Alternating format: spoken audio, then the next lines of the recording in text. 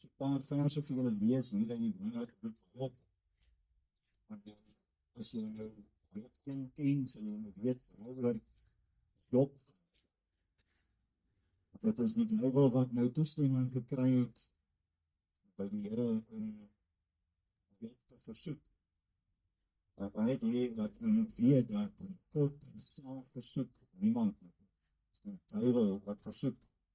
Maar net om te bewys wat ek net vir julle lees, verstaan in Jakobus 1 vers 13, verstaan dat niemand as hy in versoeking kom sê, word deur God versoek nie, want God kan deur die kwaad nie versoek word nie, en self versoek hy niemand nie.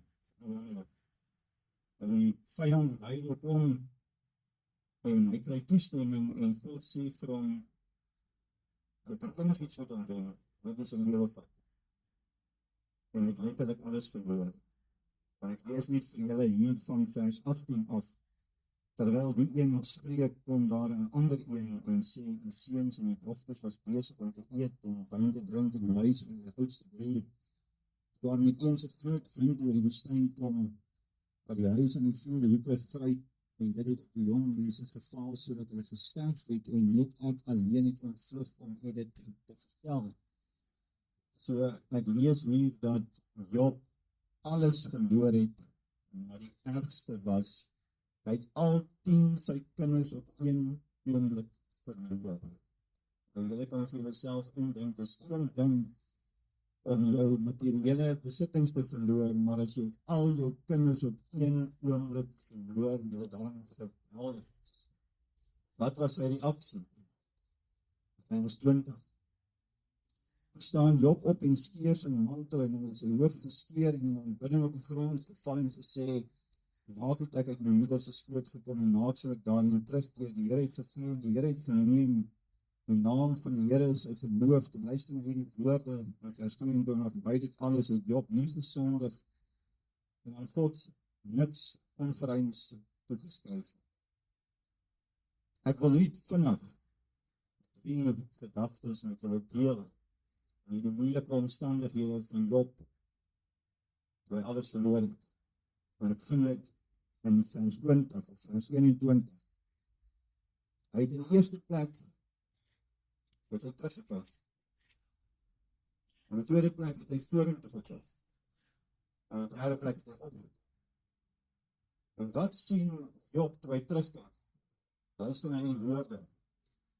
Naak het ek uit my moeder se skoot gekom. Hy besef hy het niks gehad toe hy in hierdie wêreld ingekom het.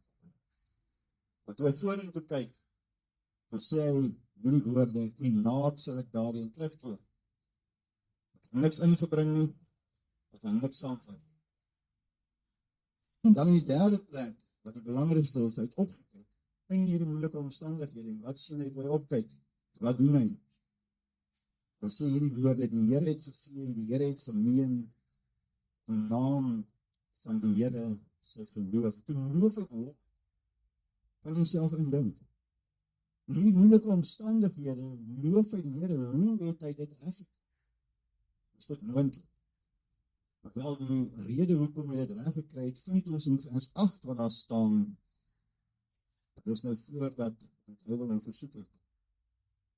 En die Here vra vir die Satan, het jy ag gegee op my kneeg Job, want daar is niemand op die aarde soos hy, 'n man vroom en opreg.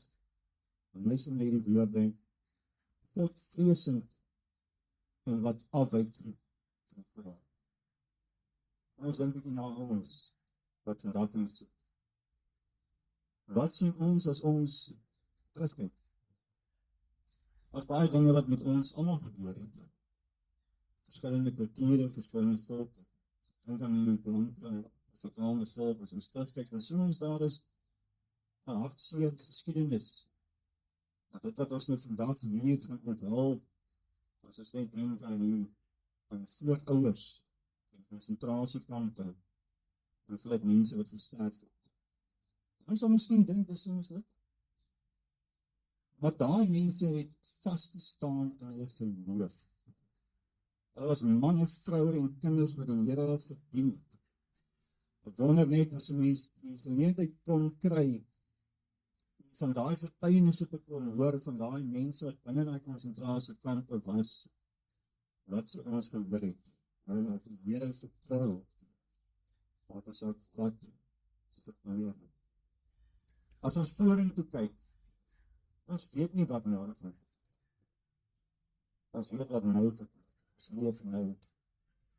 Maar die grootste realiteit van die lewe is, ons almal gaan ook sterwe. Dink net vir jouself, die mense wat geleef het in 1889 tot 1902 tydens die konsentrasiekampe, wie van daai mense leef het?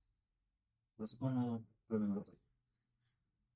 Maar dit is die realiteit, ons almal kan ook sterwe. So wat moet ons doen? Hoe kan ons vandag sit? Hoe wil ons nou hierdie monument gaan onthul? Terug te dink aan ons voorouders, hulle wat vasgestaan het in die geloof. Kom ons vat hulle voorbeeld. Kom ons kyk op het. Kom ons doen dit. Soos wat hulle het gedoen. Met alles wat binne ons is. Dan maak ek myself wat gebeur, vriende. Dan kan die storms nog kom. Wat maak ek kan vaststaan in enige moeilike situasie? As jy opkyk, dan kry jy krag, van die bron van alle krag. En nog elkeen van ons dit ervaar. Vandag en ook in die toekoms. Kom ons bid saam. Here, wat 'n voorreg dat ons hier in hierdie oomblik net op die kan terugdink. En wanneer ons terugdink, Here, dan dink ons aan hierdie geskiedenis gebeurtenis, waar ons vandag terugdink aan ons voorouders, en duisende wat gesterf het in die konsentrasiekampe. Maar die feit is, Here, U het ons almal bewaar en beskerm tot hier toe ons leef nog. En dis maar net genade uit U tyd.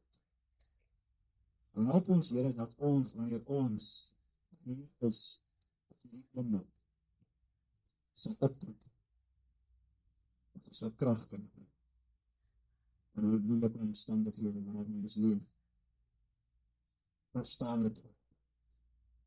Ons net nie alleen wat dit kan word. Ons daai krag te gee, hoe menslike krag, om nie te sien, en om aan te gaan. Dankie vir die liefde en die genade wat so groot is oor die mens.